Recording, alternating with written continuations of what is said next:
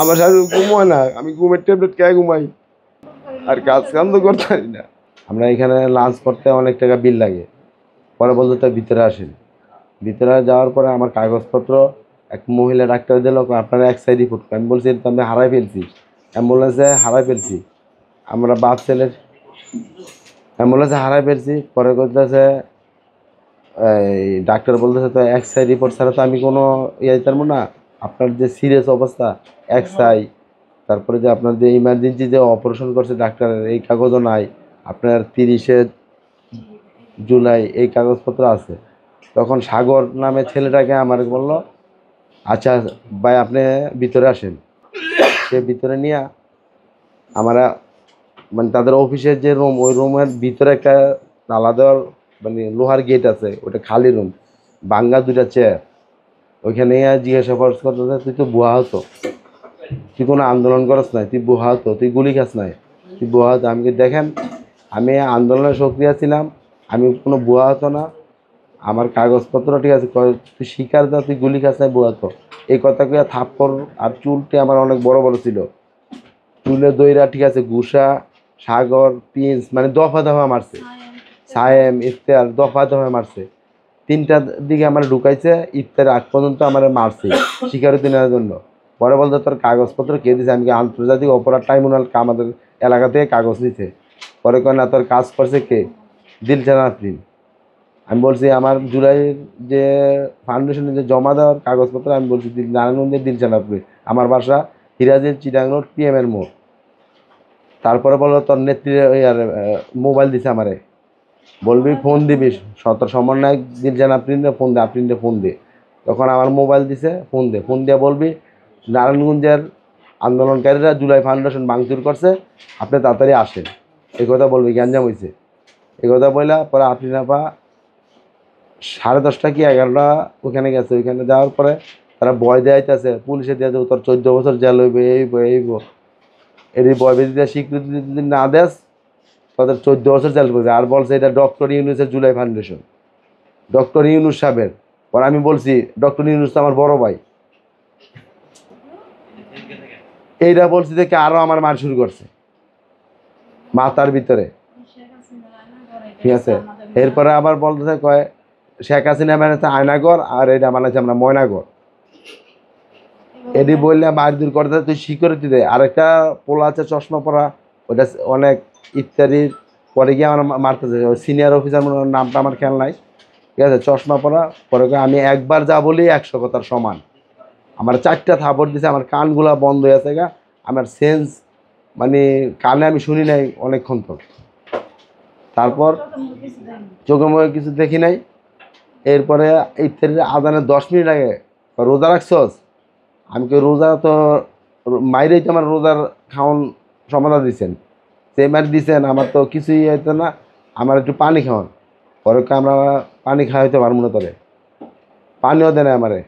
ইফতারের আগে একটা ছেলে এই সাগর কি হতেছে, সাগর বলতেছে ভাই আজান দিব চলেন। পরে আজানের একটু আগে আমাকে ওই যে টর্চার সেল থেকে বার করছে, মানে জবানবন্দি স্বীকারোক্তি নিয়ে। আচ্ছা কি দিয়ে আপনাদের টর্চারটা ছিল, মানে শুধু হাত দিয়ে মারলো না অন্য কোনো? ওইখানে ওদের হাতে ঠিক আছে, মানে আমার ওই পাইপ চিকুন পাইপের মতন আছে, ওটা দিয়ে গাড়ে বাড়ি দিছে, ঠিক আছে। আর মাথায় রাবারের মতন মাথায় ঘুষাইছে, ঠিক আছে। মাথার চুল ধরে 3-4 জনের মনে করেন ইচ্ছা মতন ঘুষাইছে, দিয়ে এই জায়গাটি আমার মনে করেন যে লাল হয়েছে আর ফুলে গেছে এই মাথাটা, ঠিক আছে, অবস্থা খারাপ হয়েছিল। তারপরে ইফতারের সময় তো কিন্তু রোজা রাখছো, আমি আমার বলছি আমি রোজা রাখছি, আমি কি আপনার মারে আমার পানির পিপাসা আমি মরে যাবো গা, আমার জীব। সুষ্ঠু বিচার চাই আমি। কেন জুলাই আন্দোলন আমরা আন্দোলন করছি, ফ্যাসিস্ট আওয়ামী লীগ সরকার যে একতরফা ওর বাপের বঙ্গবন্ধু, ঠিক আছে, আজীবনের জন্য, ঠিক আছে, রাষ্ট্রপতি করতে চাইছিল, রাষ্ট্রপতি দিতে ছিল সেই ফেসিস বাকশাল। এই বাকশালকে তাড়ানোর জন্যই তো আমরা আন্দোলন করছি। সেজন্য আন্দোলনের যে 4 তারিখে যে জেলা যে আন্দোলন হয়েছে, এই আন্দোলন কি ঠিক আছে ডক্টর ইউনুস স্যার যে জুলাই ফাউন্ডেশন করিয়া ইয়ে করছে, এটা তো জিয়ার সৈনিকরা জুলাই যাতে আন্দোলন করছে প্রতি জেলা জেলা ডিসি অফিসে সব জায়গায়। তাই এখন ডক্টর ইউনূস সাহেব জুলাই ফাউন্ডেশন খুললা এখন মানুষের ঠিক আছে 1 লক্ষ টাকা দিয়া অনুদান দিয়া মারধর কইরা তোরে আহত না ফেসবুক আইডি দেয় ফেসবুক ফাউন্ডেশনে সবচেয়ে আমি বিচার চাচ্ছি আমি যে সুষ্ঠু তদন্ত কেন এইভাবে জুলাই ফাউন্ডেশন নিয়ে অত্যাচার করবে মারবে ঠিক আছে। আমার সেন্সই ছিল না। আমি যে পানির গ্লাসটা আমি ইফতারিতে পানি গ্লাস আমার পানি গ্লাসটা আমার হাত থেকে পড়ে যাইতে লইছিল। আমার ওয়াইফ ঠিক আছে দইরা পানি খাওয়াই দিচ্ছে। আমি এর সুষ্ঠু বিচার চাই। আমার সাথে ঘুমায় না, আমি ঘুমের ট্যাবলেট খেয়ে ঘুমাই আর কাজ কাম তো করতে পারি না। মানে প্রথম দিন যেভাবে ঘটনাটা ঘটছে ওই যে 19শে জুলাই শুক্রবার দিন সন্ধ্যা 6টা আমার হাজব্যান্ড আমার ছেলেকে নিয়ে রাস্তা পার হওয়া মাদ্রাসা পৌঁছে দিতে গেছে। সে প্রতিদিনই যাইতো আন্দোলনে, প্রতিদিনই যায়। তারপরে আজকে আমি বলছি যে শুক্রবার দিন ছেলেটারে হেফাজতে রাখা দিয়ে এসো মাদ্রাসা দিয়ে যাওয়ার মধ্যেই ফেসিস্টিস আওয়ামী লীগের ছাত্রলীগের যত ইয়ারা আছে তাদের ইয়ার মধ্যে পড়ে গেছে, গুলাবিদ্ধ হইতেছে, পুলিশেরা গুলি করতেছে, উপর থেকে নিচে থেকে করতেছে। তার মধ্যেই আমার ছেলে আমার স্বামী দুজনই আহত হওয়ার পরে মেডিকেলে নিয়ে যায়। যাওয়ার পরে আমরাও যাই, দেখি অজ্ঞান অবস্থা। পরে ওই মেডিকেল থেকে আমাদের ট্রান্সফার করলো পঙ্গু হাসপাতাল থেকে আবার 2 দিন রেখে আমাদের করে দিছে। তারপরে আমরা আবার বাসায় চলে যাই। যাওয়ার মধ্যে আমার ছেলে পায়ে অনেক ব্যথাজনিত। পরে আমরা মেডিকেলে নিয়ে যাই। যাওয়ার পরে আমাদের স্বামী ছেলে দুজনেরই চিকিৎসা করি নিয়ে 1 মাস রাইখা চিকিৎসা করাইছি। ওই জায়গায় প্রতি মাসে 20,000 টাকা দিতে হয়। পরে বলছি যে আর তো আমি এত টাকা পয়সা ভাঙতে পারতাম না, এখন বর্তমান নিয়ে আসি। পরে আমরা নিয়ে আইছি। 1 মাস। এরপরে এখনও আমার স্বামী কোনো কাজকাম করতে পারে না, বর্তমান অবস্থা বেকার। আমি একটা গার্মেন্টসে জব করি, এভাবে আমার সংসার চলে। আমার ছেলে মেয়েটির ঠিক মতো পড়ালেখা করাইতে পারি না।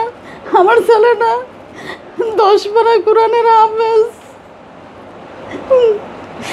আমি এখানে এটার বিচার চাই সরকারের কাছে যে আমার সন্তানটিরে মানুষ করতে পারতেছি না আমার স্বামী অসুস্থতার কারণে। এটাই আমি সরকারের কাছে বিচার চাই যে 19শে জুলাই আমার স্বামী সন্তান এত বড় ব্যথা পাইল। আমি টাকা পয়সা খরচ করে সুস্থ করলাম। আমার ছেলের পায়ে প্লেট বসানো আছে বর্তমান।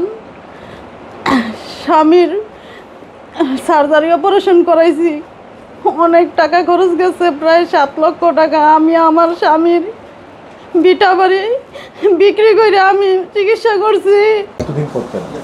জুলাই সিটি ফাউন্ডেশন এই দেশের আপামর 18 কোটি জনতার একটা আস্থার জায়গা ছিল, কিন্তু এর অভ্যন্তরে যে কিছু ফ্যাসিস্টের অনুসারী লুকিয়ে আছে তাই এই মামলার বিষয়বস্তুতে আমরা উল্লেখ করেছি। অত্র মামলার বাদী তার স্বামী এবং সন্তানকে নিয়ে, তারা জুলাই যোদ্ধা, বর্ষা যোদ্ধা, তাদেরকে নিয়ে বিগত 20/3/2025 ইংরেজি তারিখে দুপুর আনুমানিক 1 ঘটিকার সময় জুলাই সিটি ফাউন্ডেশনের অফিসে গেলে সেখানে তার যে পাওনা অনুদান বাবদ টাকার জন্য যাওয়ার পরে এই আসামিরা তাদেরকে জুলাই সিটি ফাউন্ডেশনের একটা কক্ষে নিয়ে যায়। সেখানে গিয়ে তারা অমানবিক নির্যাতন করে। তার মামলার বাদী অন্য একটি কক্ষে অবস্থান করতেছিল। তিনি বারবার জানতে চাইছিল তার স্বামী অবস্থান। তখন তারা আসামিরা জানায় তাকে জামাই আদর করা হচ্ছে।